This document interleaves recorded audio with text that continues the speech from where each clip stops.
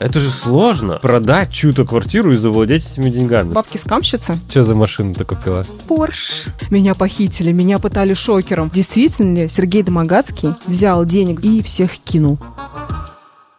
У нас новости с Ариной. Мы тут просто что-то вдруг решили пообсуждать новости. Сплетни. Будем обсуждать, у нас просто много всего, и Арина что-то любит вот это все. И мы вообще на самом деле берем сплетни с ее телеграм-канала и обсуждаем их. Тай-та-тира-ри-тай.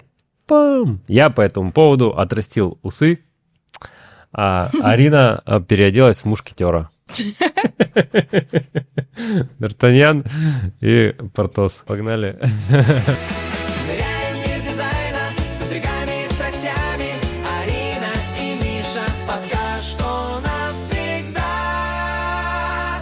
Что у нас, какая новость есть? Самая... Ну, сейчас самая популярная новость — это бабки-скамщицы. Ты слышал про них? Бабки-скамщицы. Я слышал. Слышал, причем от первых уст про эту историю. Там даже есть, ну, типа, самая популярная история в этой теме — это Лариса Долина. Потому что там, в целом, я понял, уже 77 случаев, как минимум, там появилось. Лариса Долина, ей, значит, звонит генерал-майор. Здравствуйте, ФСБ. Да, здравствуйте, это с ФСБ. Она вдруг почему-то, поверила им. Говорит, здравствуйте, а вот у вас гражданин Синявкин. Говорит, знаете его такого? Она говорит, нет, не знаю. А у него доверенность на все ваше имущество. Он может продать ваше имущество. Говорит, мы сейчас, мы хотим его поймать, этого гражданина Синявкина, и чтобы он не продал ваше имущество, не завладел деньгами, мы сейчас сделаем финт ушами, облапошим его. Этот генерал-майор ФСБ вот этот сидит. Мы сейчас вашу квартиру продадим, но не переживайте, это фиктивная сделка. Это, кстати, инфу всю я вот просто в чат GPT сегодня нашел. Я думал, тебе Лариса Долина сама рассказывала. Ты ж такой, вертишься в тех кругах, в которых надо. Да. Мы сейчас продадим, но это будет фиктивная сделка. Не переживайте, все будет хорошо, мы все вернем, все обратно. Говорит, вот вам агентство по недвижимости, оно вам квартиру продаст, и дали ей просто агентство по недвижимости, просто рандомное, из топа, топ в Москве. То есть не свое какое-то агентство? Не, просто тупо топ в Москве, вот агентство по недвижимости, они точно продадут. Кто вот, элитка, наверное, занимается. Да. Я к ним позвонила, они, все, Лариса, классно, Долина. Будем продавать. Они вообще не зуб ногой. Все, нашли покупателей, проводят сделку. Значит, генерал-майор говорит, только нельзя никуда деньги переводить на счет. Говорит, это опасно, потому что он может завладеть вашим счетом и сразу перевести себе. То есть, только наличкой? Только наличкой. Вот знаешь, у меня какой вопрос? Она квартиру свою, элитную в Хамовниках достаточно быстро продала. Обычно вот эти вот квартиры, кстати, со старыми ремонтами долго стоят и не продаются. Они, кстати, ее довольно долго, у меня, инфа из первых уст, они ее довольно долго продавали и скидывали прилично. Сколько долго? Я просто знаю, сколько долго. У меня 7 месяцев квартира цикл. Они скидывали прилично, там квартира в Хамовниках, много метров там, и ее, за 100 миллионов всего продали. Это 500 или 600 за метр, это как бы не... Дешево. Это дешево. Это очень дешево. Вот уже поэтому, первое подозрение. Поэтому, собственно, и продали. И вот только наличкой, значит, все сделка, никто не в зуб ногой. Все думают, покупатель думает, классно, сейчас квартиру куплю. Да еще так дешево, да еще Долиной верить можно, наверное, да. Долина не кинет. Да, а там еще прикол, что она выписываться не хотела оттуда. Говорит, я выпишусь, не переживайте. А она-то, понимаешь, это фиктивная сделка. Что она выписываться будет? И, значит, все, деньги передали. Это вот вообще очень важный момент, как, представляешь, это же сложно продать чью-то квартиру и завладеть этими деньгами, да? Как надо ее уговорить, убедить? Схема какая. То есть приходит покупатель, приносит деньги, все, деньги принес, вот тебе чемодан, это много денег. Я в своей жизни видел только 15 миллионов рублей, а там 100 с чем-то.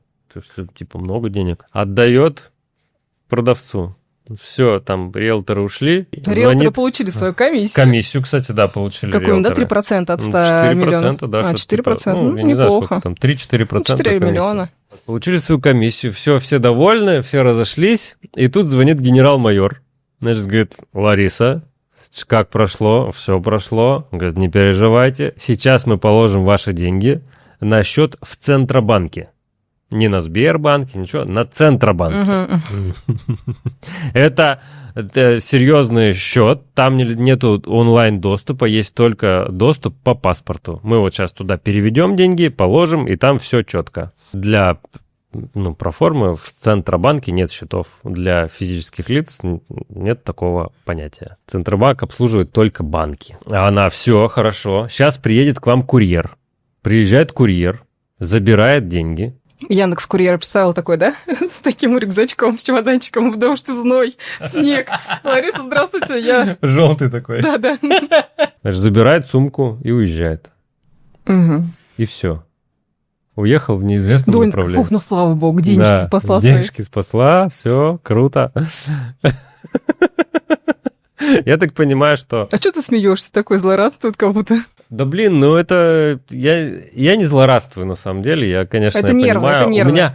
У меня бабушка была вот точно такая же. Ей вот продавали, ходили, вот все, что не попадя. Ей просто... У нее деньги мы уже последние года забирали просто, потому что у нее в день пенсии... Звонки, да? Не, приходят и продают матрасы, пылесосы, там вообще... И звонки, наверное... Бабуля, это я, Миша, я попал в трудную ситуацию, мне срочно нужны деньги. Ну, вот типа таким такого. Голосом, не Мишина моя. Да. Это Михаил, здравствуйте. Да, и причем это у нее, я так понял, не просто, не сразу она поняла, что вообще деньги у мошенников. Угу. Типа она там родственникам как-то сказала, говорит, я спасла бабки свои. Похвасталась. Это все рассказала, а там... У меня так связи есть, туда-сюда. Ты что, серьезно так сделала? И все, и они пошли дальше там... раскручивать. Оказывается, курьер, это просто, какой-то на Авито. Угу. Взяли человека, который просто доставил деньги, взял у Долиной и доставил там в Сити, в обменник. Ну, там, да, за криптообменник. Просто в криптообменник принес. И получил за это рублей 500, наверное, за доставку. Да, типа такого. Причем, я так понял, надо новости перепроверить, этого курьера посадили. Да ладно. Эта женщина, там, у нее дети... фитнес какой-то, инструктор, что ли, что такое. Прям взяли, нашли этого курьера, посадили. А там вообще концов не найти. Типа вот человек, он пришел, вот отнес в криптообменник, там... Может, особо не ищут концы? Там уже больше никуда, все, типа принесли, она ушла, а там чуваки из ДТХи перевезли. Ну и, короче говоря, дальше, что у нас происходит? У нас Лариса Долина, она не выписалась из квартиры. Ну да, все правильно сделала. Да, она все правильно сделала. Как сказали ей ФСБшники. Да, она не выписалась из квартиры. Покупатели как бы пришли вселяться в квартиру, а она их не пускает, говорит, это вообще фиктивная сделка, валите отсюда, там с майором поговорите. Вот. Покупатели в шоке, что происходит. Они попали на 110 миллионов рублей. Агентство недвижимости попало вот на сколько там, на комиссию, им пришлось вернуть комиссию. Кому, Долиной? Я не знаю, наверное, покупателям вернули уже. Вот, им пришлось вернуть комиссию. Въехать они могут, покупатели.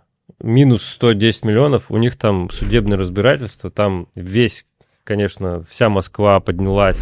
Но в итоге суд же решил в пользу Ларисы оставить квартиру. И вот странно, обычно сейчас вот что происходит, суд, да, действительно аннулирует сделку и обязывает вернуть квартиру продавцу, и также продавца вернуть деньги покупателю. И вот интересно, Лариса Долина вернула деньги покупателю? А вот, кстати, новостей никаких нету по этому Мне кажется, поводу. нет. Либо она такая, типа, банкротилась, либо там сделала свою минимальную зарплату, от которой ей отчисляется. Я так понял, что нет там столько денег сейчас уже. У нее? Ну да, наверное. Типа, но сейчас уже все-таки не уступает, и ничего такого.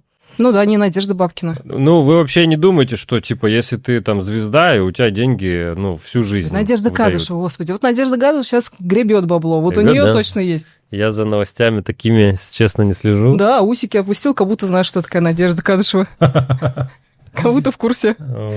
Течет ручей. Ну и да, из-за этого дела у нас, значит, появились вот такие вот, такой термин «бабки-скамщицы». Да. Сейчас всех из-за того, что у нас, значит, Ларису Долину оправдали, ей там сказали, верните квартиру. Самое интересное, просто вот у меня есть знакомый юрист, который как раз-таки, ну, как бы в курсе вот этих судебных практик. И из-за того, что один только есть известный такой прецедент, как раз-таки с Долиной, когда суд стал на сторону именно продавца, а не добросовестного покупателя, как обычно я, бывает. кстати, понимаю, почему суд стал на эту сторону. Вот он говорит, и судьи просто, они боятся какую-то ответственность на себя брать, принимать какие-то другие решения, в этом разбираться. Ну, знаешь, никто не хочет лишний раз в это лезть. Mm-hmm. И они просто, по примеру одного известного президента, выносят такие же решения. Да. И что, кстати, я написала вот этот пост, и мне очень многие, и мои же коллеги, флипперы, рассказали, что реально с ними такая ситуация произошла. То есть они на такую вот бабушку наткнулись. То есть не просто там, знаешь, из новостей, а где реально твои, ну, как бы знакомые, вот там парень из моего города тоже на такую же бабушку попал. И многие говорят, что, ладно, Лариса Долина, допустим, не знала ни о чем, но сейчас, типа, мошенники договариваются с бабушками, типа, вам на старости лет терять нечего, вас в тюрьму никто не посадит, давайте мы вам процентик дадим от этого. И такую вот схему провернем. Ну, типа, уже реальные скамщицы появились. То есть, да. То есть бабки уже идут. Да, и причем из-за вот этого вот прецедента с Ларисой, который, конечно, там крышанули со всех сторон, естественно, сейчас все остальные прецеденты решаются в пользу бабушки. И ты, если покупаешь квартиру у бабушки, то велик вообще шанс, что тебя скоманут. Ну да, что бабушка может передумать. Да, скажет, она я просто... была не в себе, это мошенники. Да, это мошенники, вы мне наличку перевели там и так далее. Ну и что делать-то? У тебя же такая ситуация тоже была? Слушай, да, у меня была такая история, когда я искала квартиру, под флиппинг, и действительно, была такая бабушка, она продавала квартиру по офигенной цене, знаешь, там, 1300, ладно, ниже рынка. Не то, что она прям, знаешь, за 5 миллионов продавала двушку в Измайлово.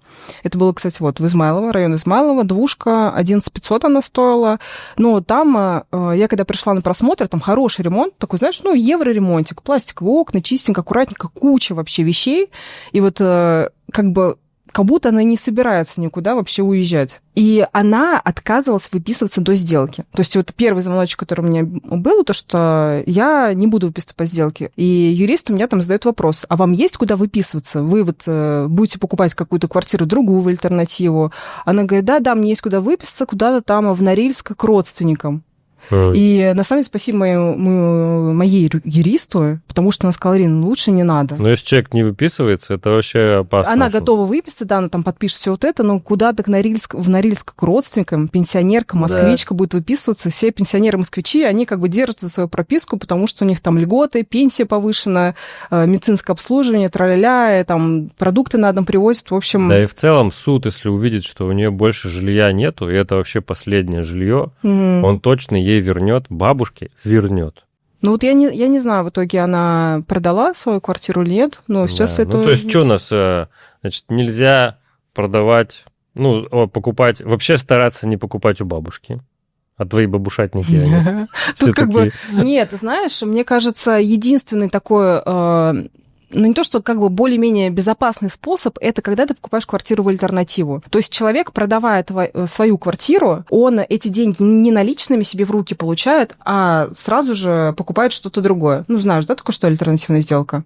Это когда ты... там у тебя прям в комментариях были ребята, я читал. Ребята говорят, что да, у нее она как раз покупала, у нее было 2 квартиры. Это другая бабка. У нее было 2 квартиры, и она... Причем продала вторую квартиру после сделки этой. И теперь рассказывает в суду, говорит, что у меня квартир больше нет, мне надо эту сделку аннулировать. Но она продала после вообще. То есть она... У нее было 2 квартиры. Там немножко другая ситуация. То есть у нее было изначально 2 квартиры. А тут мы говорим про то, что у бабушки 1 квартира, и она свою квартиру продает в альтернативу. Надо ли вообще купить что-то другое. Надо ли в это ввязываться? Я бы не ввязывался, потому что это игра вот такая, ты всю сумму можешь потерять. Теперь все, квартиры на вторичном рынке не покупать? У бабушки нет. Так дело прикола сейчас в том, что опять же из комментариев... А ты сама у бабушки покупала? Конечно, естественно. Да? Как у бабушки. Давай так, 70 лет это... пенсионерка, уже... как бы жизнь пожила. Да нет, да, вот в основном таких покупаешь. Да? Но просто... Но если она не выписывается, это все, это да, сразу звонок. Да. И все-таки важно, чтобы она еще не жила. То есть, если она продает квартиру, понимаешь, когда просто квартира пустует... Чтобы она уже в ящике отъехала или Нет, что? ну да, внуки продают. Не жила. Опять же, с комментариев. То, что там пишут, что уже не только бабушки, а уже там, знаешь, люди 30 лет, 40 лет, женщина. И да, на там... них, типа, она какая-нибудь многодетная мать. И Нет, ну просто обычно, вот ты так можешь сделать, я так могу сделать, и все равно суд принимает сторону продавца. Погнали. Будем скамить вообще на прополую. Ну, очень странная, да, история. Вот с недвижимостью, конечно. Это как в Европе вот эти оккупайцы. Мы не обсудили, что с этим делать. Ну, что делать, Миш? Теперь покупай только новостройки у застройщиков. Застройщики такие... Ну, наличку нельзя, получается. Не надо переводом обязательно. В смысле? Нет, сейчас прикол-то в этом. Все проводят через Дом.Клик, безопасные расчеты, сервис. Бабушка все получает просто на свой... снимает и пошла тоже отправлять. Да, просто она там через несколько дней идет в банк и говорит: здравствуйте, мне, пожалуйста, вот 17 миллионов наличными из кассы. Но у нас законодательство банковское такое, что ты не можешь отказать ей. Ну, во-первых, это ее деньги. Да. Типа первый звоночек, что она не выписалась. Это первый она звоночек. Может уже и выписаться. Она может уже и выписаться. О, Господи, я бы тогда не покупал. Что-то риск какой-то огромный. Да, ну, реально. Да. Ну, 100% можно потерять. И все, флипперы все стали такие жим-жим. Поэтому ты на новостройки переезжаешь. Нет, я на самом деле смотрю вторичку.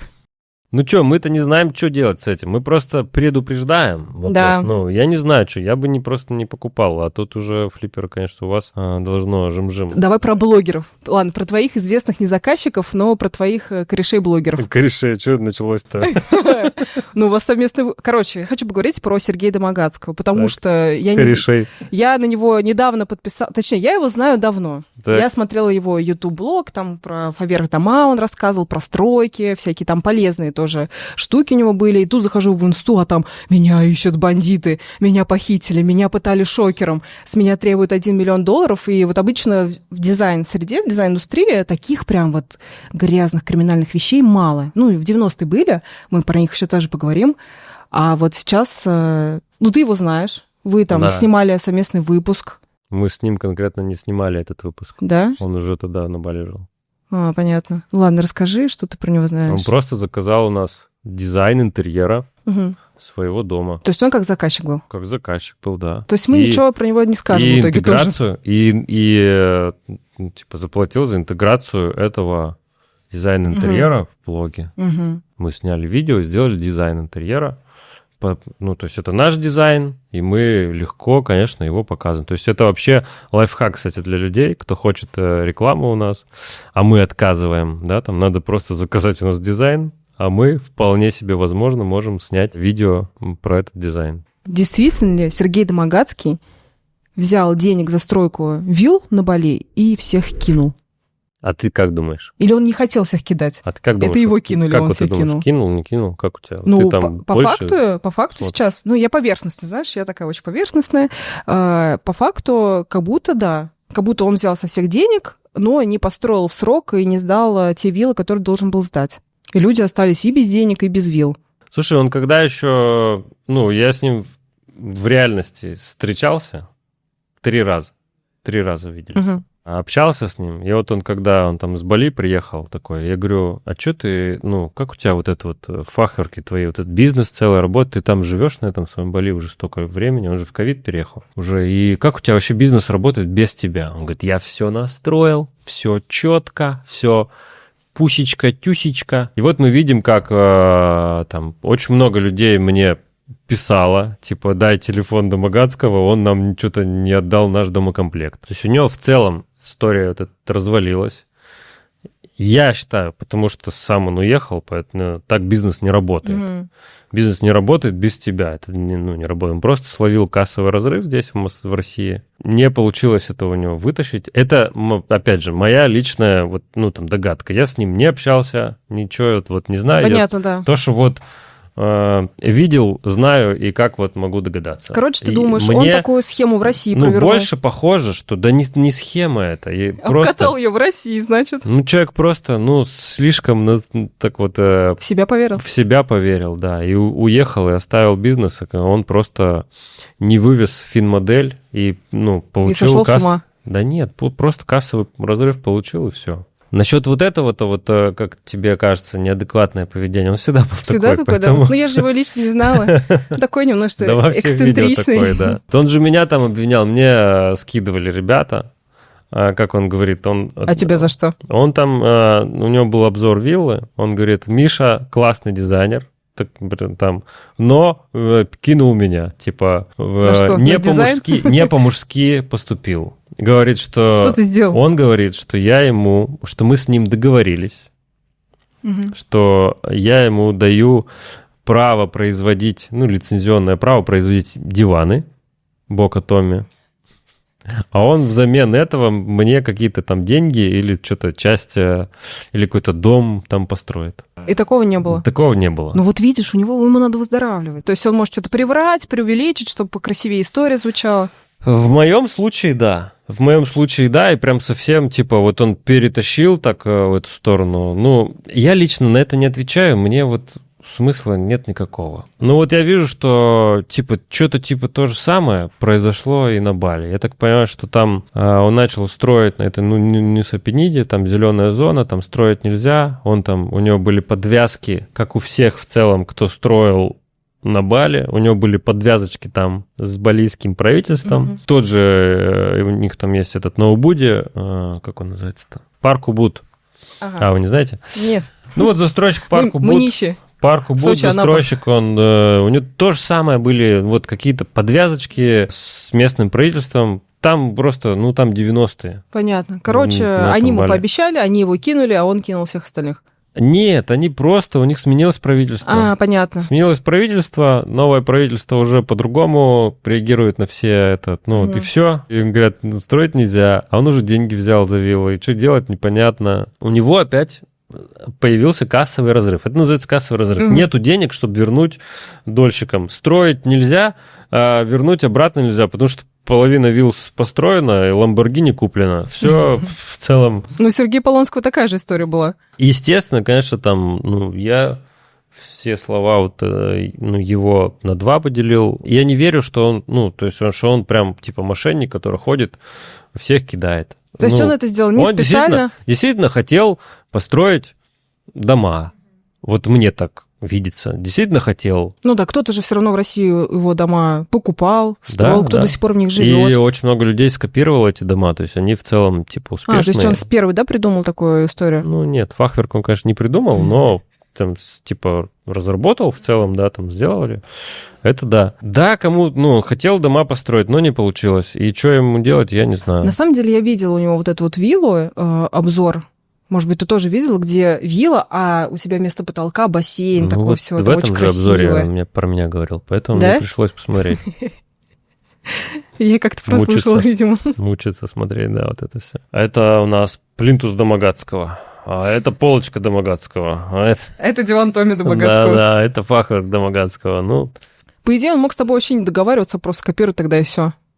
Так он так и сделал. Он скопировал все-таки. Он чуть изменил, конечно. Видишь, порядочный человек, значит. Треугольничком сделал спинку, да. Чуть более порядочный человек. Да ладно, тебя тоже многие копируют.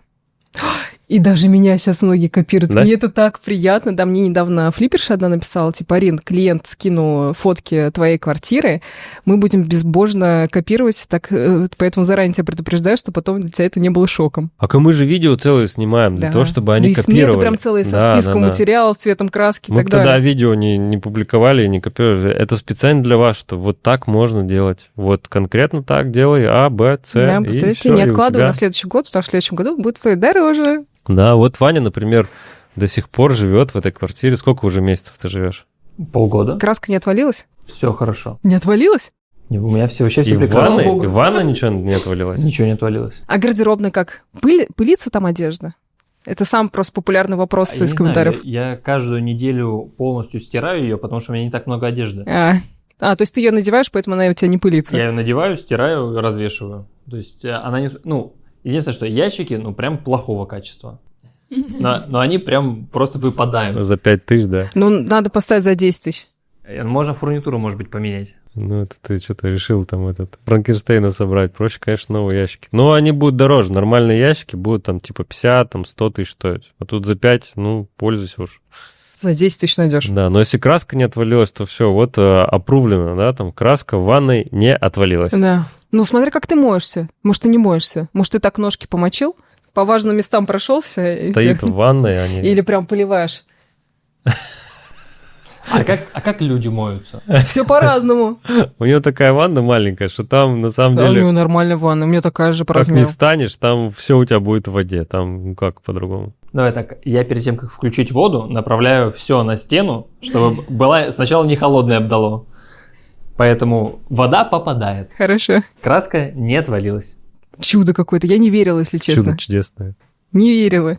Но я это ни разу сработает. не мыл эти стены, потому что, ну, зачем? Ну что, дальше? Короче, мне на Авито периодически попадаются разные объявления. Вот, например, такой вот дом, элитная изба Бабы-Яги за 125 миллионов На на Новой Новой Риге. Да. 125 миллионов. Мне интересно твое мнение вот по поводу архитектуры этого дома и интерьеров. Не, ну супер вообще-то быстрее. Ну это же тут Баба-Яга жила, да? Ну вот, Такая, типа, как прям- будто реинкарнировалась на Новой Риге. Ты погляди, это прям все из сказки. Вот тут даже Печь. печка, как в сказке. Как будто Вот она прям там вот. детишек топит. Вот один в один сказки. Ну, в прям. смысле, Да жжет. почему? Нет, даже это типа просто Иван Емеля. Емеля тут Если бы живет. Емеля был криптомиллионером. Прикинь, у него вот он бы сюда сел на эту печку. бы И в поехал. Москва-Сити поскакал. Да, и поехала бы печка такая, Мгм. вышла из дома и поехала. Не знаю, как будто прикольно. Кринжово, конечно, выглядит в целом. Ну, типа, я себе не представляю, как бы я себе там дачу такую купил и жил бы. Даже арендовать большие вопросы.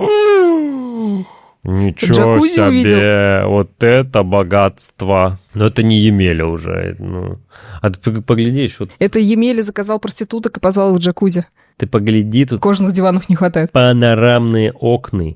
Ну, вообще, как будто видно, что это все стоит дорого. Дорого, Это да. сложно все делалось, сложно строилось, потому что даже крыша такая, крыша деревянная. Подожди. Да, крыша из дерева сделана, Ну, супер, как да, и лиственница. такой из черепички, такой деревянный. И причем это не русский стиль. В объявлении пишут, что дизайн делал немецкий архитектор в канадском стиле. Мгм. Ну, может, он сказок пересмотрел наших российских. Ну вот интересно, конечно, такое смогут когда-нибудь продать или нет. Мне кажется, это слишком индивидуальная штука. Это максимум можно в какие-то фильмы Ну да. в аренду сдавать, да, там, ну, То есть конечно, как продать, как инвестицию точно не продашь. А если тебе вот прям сильно нравится, наверное, можно найти. Еще один тебе кринжовое объявление с Авито показать. Давай. Прикинь, продается легенда. Вот это легенда. Дом 2. за 690 миллионов рублей. Ну, тут как бы тоже на Новой Риге, но тут у нее офигенная локация. О, так свой они на выход к Новой реке. Риге, что ли, у них Да. всё было? Офигеть. Все, Я 15 минут просто, я домка. помню, как в моем детстве у нас во дворе был один чувак. Я думала, ты скажешь, в моем детстве я смотрел «Дом 2» и У болел нас был один чувак за во Степу дворе, Меньшикова. Юра. Он просто как завороженный. Вот мы типа играем во дворе, что-то двигаемся там, и он просто «Дом 2!» и бежит домой быстрее смотреть Олечку. «Дом 2». Да, то есть там уже тогда это довольно странным смотрелось, как бы. Сам «Дом 2»? Да, Из да. бревен то, что он Типа, такой? Не, вообще в целом смотреть всю эту вот возню их. Очень как они интересно. друг друга Ты там что, поносили. вообще? Ну вот нам как-то, типа, все равно это было довольно странно. Был у меня реально чувак, который прям бежал и бежал. А у меня был Это ж чувак-любимчик из целая «Дома эпоха. 2», Венцеслав. Ай, ну и такого, да, видишь, знаем же все. Это всех знаю. Алена Да. Данаева, Оля Бузова, Ксения Да. Собчак, Ксения Бородина. Все оттуда вышли. Все оттуда, да. 12 гектар. Это дофига. Это прям много. За да. 500, за 690 миллионов это... 690 миллионов, 500 за сотку, это бесплатно. Это можно в целом все снести и, ну... А можно оставить как музей, да, там, музей Дом 2. Такой тоже прикол. Ну, 500 за сотку, вообще сейчас 500 за сотку покупают застройщики, да, там, те, кто поселки застраивают. По идее, там. на 12 гектарах можно реально поселок сделать. Элитный. Тогда, да, 12 гектар, это же дохрена, это прям много. Ну, 690 на Новой Риге. Да супер вообще. Цена как будто супер. И что, давно продается? Ну, еще висит объявление. Просто эта цена супер вообще. Я точно не понимаю, где находится. А нет тут прям адреса какого-то или где они находятся? Сейчас, подожди. Если прям надо, я сейчас найду адрес. Ну, типа, это сильно далеко? Нет, 15 минут до МКАДа. А, серьезно? Да. И за 600 По Новой Риге, 15 по минут Новой до МКАДа. Риге? Да. Да надо брать. Это вообще бесплатно дают. Свой выход к реке. Тем более. Вообще, ну, это точно. Даже все снести, типа, построить что-то будет выгодно. Ну и в целом, у тебя дача на Рублевке. Да. И смотри, какие тоже я дома нашла на Авито, на Рублевке, которые На Рублевке? продаются за Давай. 13 миллиардов. Ой, за 13 миллиардов, господи. 3 миллиарда. За 3 миллиарда. За 50 миллиардов долларов продается такой вот дом. 3 миллиарда И рублей. мне вот тоже интересно, вот такие вот дома, их вот строили, да, это прям настоящие А замки. тут что, подожди, за... А, вот это, кстати, замок, скорее всего, в моем поселке. Да? Да, это, по-моему, в моем. Ну, ты просто, знаешь, скринов наделал, там куча объявлений за несколько миллиардов рублей, и они все в таких вот, именно как замки выглядят. Причем даже как он у нас визитная карточка нашего поселка. Этот Да? замок. Да, такой. Он очень давно продается, но что-то как-то... И вот мне очень интересно, как думаешь, есть вообще такие люди, существуют, которые просто, ну, такие, ну, есть у меня 3 миллиарда, 2 миллиарда. Конечно, есть. Очень я много куплю, таких да, себе людей. такой дом? Да, очень много, на самом деле, людей. А сейчас же очень много стало там депутатов, министров невыездных, Угу. которые сейчас не знают, куда бабки сунуть. Там отправить теперь бабки нельзя никуда, особенно, ну, в таких объемах. В Дубайск тоже все вот это не выведешь. Криптой столько... Ну, кто-то в крипту вообще не верит, не понимает, а им надо что-то делать. То есть все равно выгоднее получается купить вот такой вот домик? Хотя, Я знаешь, не знаю, там, насчет наверное, выгоднее. да. Если тебе нравится и уже готовый, я бы, брал готовый. Ну да. Нафига вот это ждать? Вот это построить, тут лет 10, наверное, строили просто вот это. Такой дом, строить, это капец. Ну да. Плюс там все, наверное, Италия, Ну, вот это это вот целый сусальное же- золото. Это же целый замок огромный. Да, уже там с ландшафтом сколько он? сложившимся. Сколько он? 2500 метров. Это большой замок. Ну, так выглядит в целом-то неплохо снаружи. Что там внутри вот? Это все это разные. разные, да, ты не показала Да. внутри. Это тоже большой замок. Что там? Если тебе нравится, такая тема, так надо брать. Мне нравится, у меня просто нет 2 миллиардов 841 миллиона. Там, Ну, конечно, с удовольствием. пока нищеброд ты, получается, да? Я купила новый iPhone. Сбылась моя мечта. Я так хотела iPhone. Сколько он стоит? 145 тысяч, 1 терабайт, версия eSIM плюс SIM, европейская. eSIM плюс 7, типа, Старая есть горбушка, лоток. павильон 175. Лоток, да? Да. Ну, мне Сколько стоит? 145. 145? Да. Я сейчас, вот сегодня мне в Яндекс.Маркете предложение было. Я типа, тебе место на 120 горбушке тысяч. дам, где... 120 тысяч. А, да? Ну, это подожди, это может быть версия SIM-SIM или eSIM. А у тебя вот эти вот... у тебя вот все вот эти прелести дизайна. Как тебе дизайн новый? Вот эти все? Это как будто все то же самое. Не, Да особо не поменялось. скажу. Что, все кругленькое стало? Нормально, привыкнешь. Видишь, обводки какие-то вот эти. Я просто как дизайнер, я не могу. Я честно, я не могу. Вот. Как понять, что в дом пришла старость? Я из-за этого не покупаю новый iPhone. Потому что там обязательно будет вот этот новый iOS, а я не хочу на него обновляться. И я жду, пока они сейчас вот сделают обновление 26.1. И тогда они там обещали убрать все, сделать как раньше, одной кнопкой. Вот сделают, я куплю. Для таких олдскулов. Что все было как раньше. Миша, ты реально, ты понимаешь, что это уже все возраст? Не хочу по-новому, хочу по-старому. Посрал мой iPhone. Почему я обосрал-то? Как Порадовался бы от души, есть? а не вот Сказал, это вот. как есть. Сказал бы, молодец, Ринка, поздравляю тебя, наконец-то телефон. Молодец, молодец. Это первый телефон, который я сама себе купила, мне не подарили. Не Сама насосала, купила. не вот это все, да? Я никогда не сосала за iPhone. Извините. Микрофон, пожалуйста. Только по любви.